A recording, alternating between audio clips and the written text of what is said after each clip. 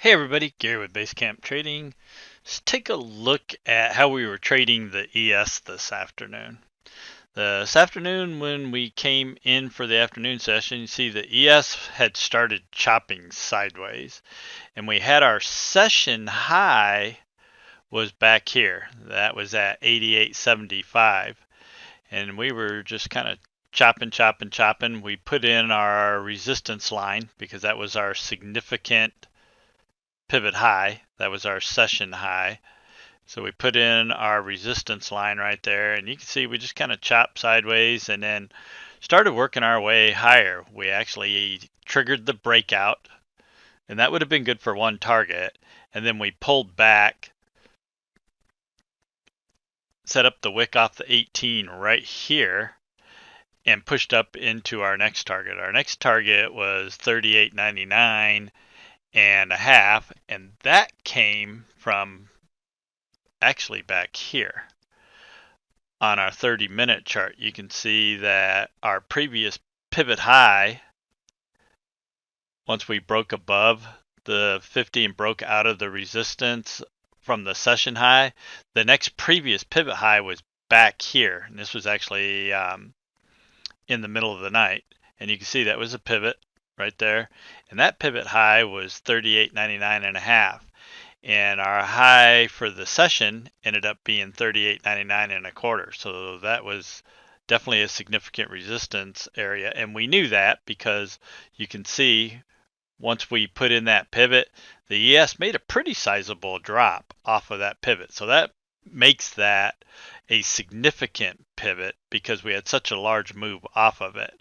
Then we triggered the trend reversal breakout also in the middle of the night, and then the ES started working higher, broke above the 50 EMA, which we know is very often significant support and resistance, and then we pushed on higher, and then we ended up tagging pretty close to this previous pivot high. So again, this area is obviously a significant resistance area, and then the ES started pushing lower and made a pretty significant drop off of that.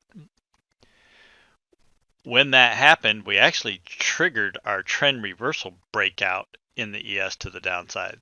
So we came up here, hit this significant pivot resistance. Again, that was from that previous pivot in the middle of the night.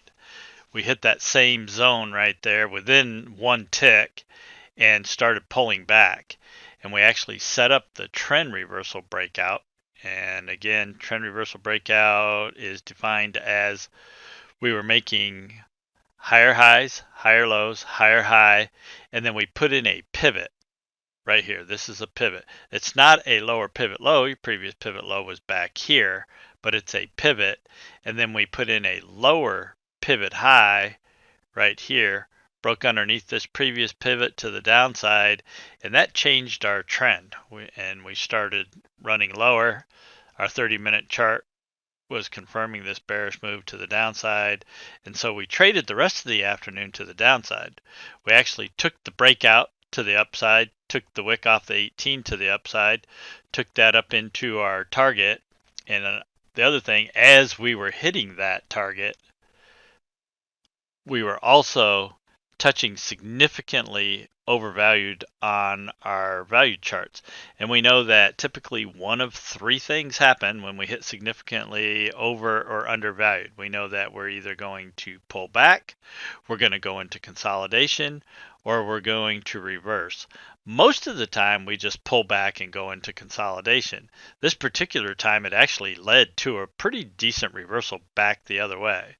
But regardless, we knew we were significantly overvalued.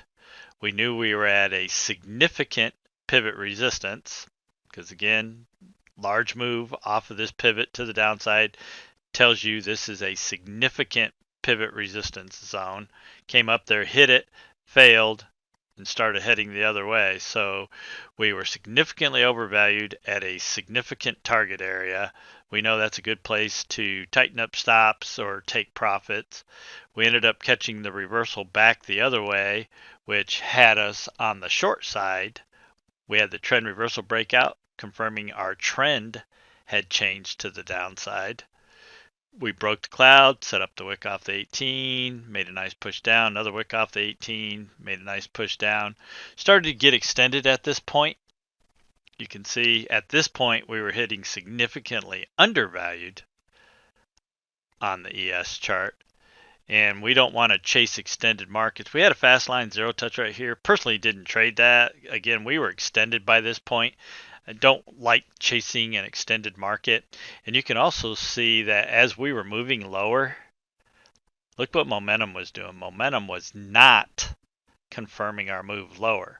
We're making lower lows in price, but we were not making lower lows in momentum. In fact, we were making higher lows in momentum. So momentum was not confirming our move to the downside at this point.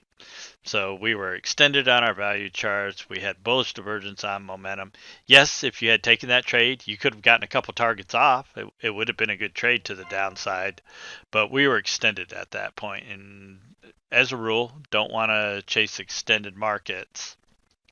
But we had that trend reversal breakout right there. Nice move down in the ES off of that. We also had another trend reversal breakout earlier in the day in gold.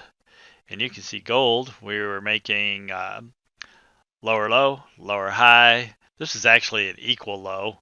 And then we put in a pivot right here. It wasn't a higher pivot high. Our previous pivot high was back here. And then we put in a higher pivot low and then broke to a higher pivot high. So that was a nice move to the upside in gold. We had the trend reversal breakout to the upside in gold, pulled back, set up the wick off the 18 for another move up into our target in gold. So a couple pretty nice trend reversal breakout trades today in both gold and the ES.